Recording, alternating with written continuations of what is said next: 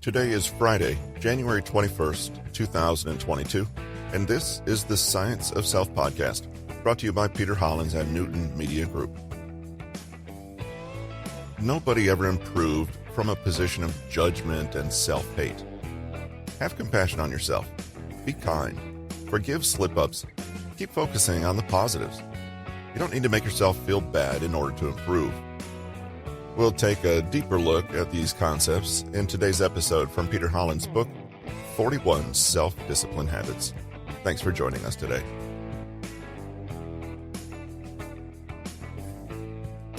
Focus on the positive. Remember dopamine, your brain's reward chemical? You are far more likely to make positive changes in your life, to be productive and effective and successful if you do so with a positive, healthy frame of mind. Self-improvement is not about punishment, shame, or deprivation. It's not about hating or judging yourself into being better. There are two reasons to bring more compassion and positivity to the change process. One, you'll be more resilient to setbacks, obstacles, and failures. Two, you'll enjoy it more. When you fail or mess up, notice that it's when and not if. You'll need to respond with self-compassion. Think of it this way. Beating yourself up achieves precisely nothing and will not get you back on the wagon. What will get you back on the path is to gently forgive yourself, become curious about what happened and why, and then take intelligent action to do better next time. But the important first step is the compassion. Instituting a new way of thinking won't always go according to plan. You'll have ups and downs, fabulous successes, and flat-out failures. The key is to keep moving forward, whatever the situation is. It will be a journey, and you won't always perform as you'd ideally like. That's perfectly normal. It's easy to get wrapped up in guilt, anger, or frustration, but these emotions will not improve self-discipline. In fact, they could make you feel so bad that you're tempted to give up entirely. Instead, use the hiccups in your plan as learning experiences for the future. Forgive yourself, focus on the positive, and get back in the saddle ASAP. The longer you're off your game, the harder it is to keep going in a positive direction. A positive mindset is a resilient, flexible, living one. It's what allows you to learn and evolve. It's what makes it possible to face a challenge or setback square on and say, okay, that's fine. What can I do now? What have I learned? How to use this in your life immediately. There are dozens of practical ways that you can start including more positivity and self-compassion in your life today. Practice gratitude. Every day, note a few things you're thankful for and dwell for a moment on everything that's going right for you. Stay in the present. Often, negative thinking is all about the past or the future. Try to notice when you're ruminating on what's happened or worrying about what will happen, and gently bring your mind to the present instead. The present, after all, is where all the possibilities and opportunities lie. Surround yourself with positive people, and avoid chronic complainers, people who sap your energy, or eternally apathetic or pessimistic people. Practice saying affirmations or inspirational quotes to yourself. For example, success is not final. Failure is not fatal. It's the courage to continue that counts. Look for the lesson. Mistakes are redeemed when we're brave enough to learn from them and be better next time. Then, you may even welcome failure, since it becomes a teacher. Drop judgment for yourself. You're not perfect, but you don't have to be. Focus not on your achievements, but on your attitude and state of mind. Commit to being compassionate with yourself, regardless of outcome. Give yourself time every day to relax, reflect, and meditate. Tune into your inner voice, and not the voice of others telling you what you should and shouldn't do.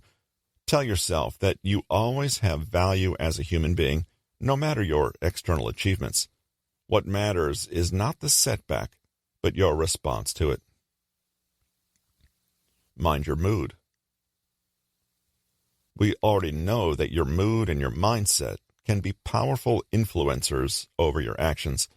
However, we do not need to be slaves to our shifting moods, or as we already discovered, wait until we feel like it.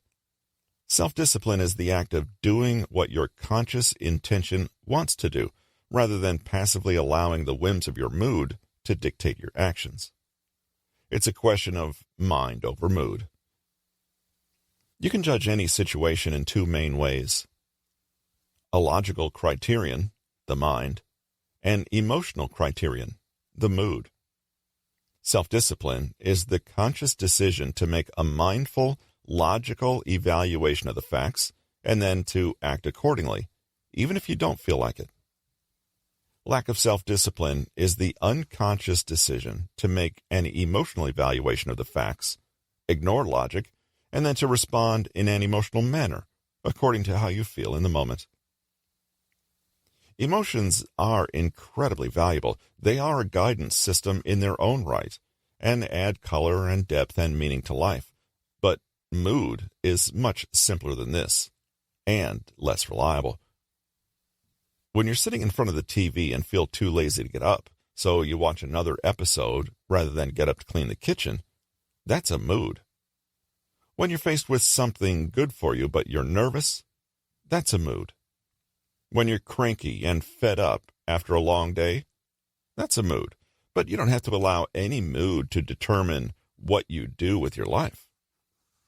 There's nothing wrong with having moods, and psychologically healthy people experience a range of emotions. The trick is not to let your moods be the primary determinant of your behavior. It's like this. We all feel scared or lazy or angry or tired sometimes. It's part of life. But we also possess the ability to be conscious of ourselves on another level. We can choose to zoom out and become aware of what we're feeling and act deliberately toward goals we have rationally identified as good for us. This means we can choose to override those moods. Like temptation, moods pass. But with self-discipline, commitment, and a long-term outlook, we remain steadfast and stable through it all.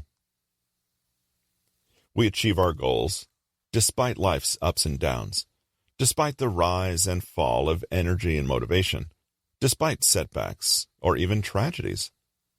Because we're able to go into our logical minds and prioritize the actions we've committed to. This is very powerful. How to use this in your life immediately.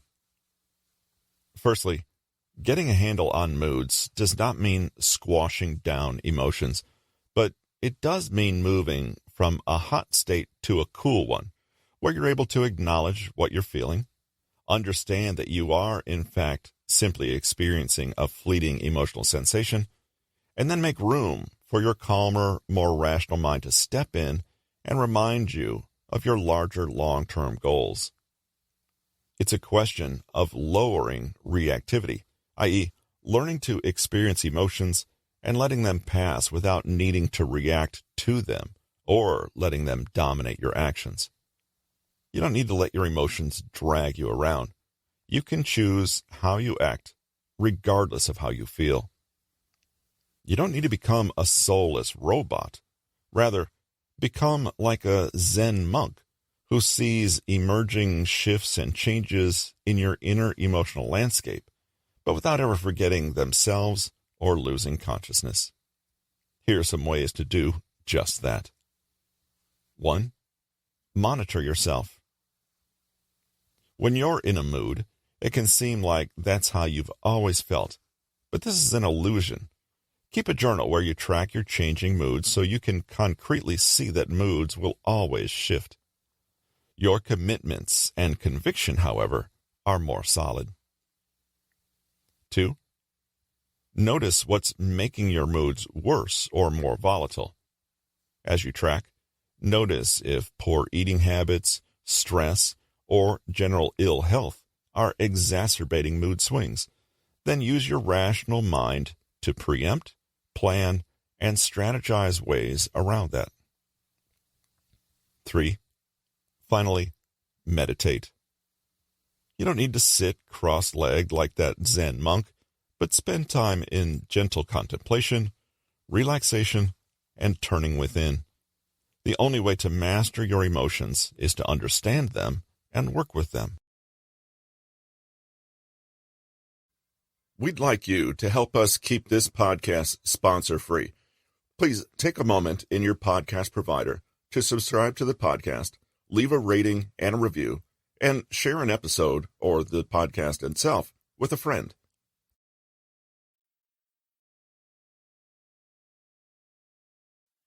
This has been 41 Self-Discipline Habits for Slackers, Avoiders, and Couch Potatoes, written by Peter Hollins, narrated by Russell Newton. Copyright 2021 by Peter Hollins. Production copyright by Peter Hollins.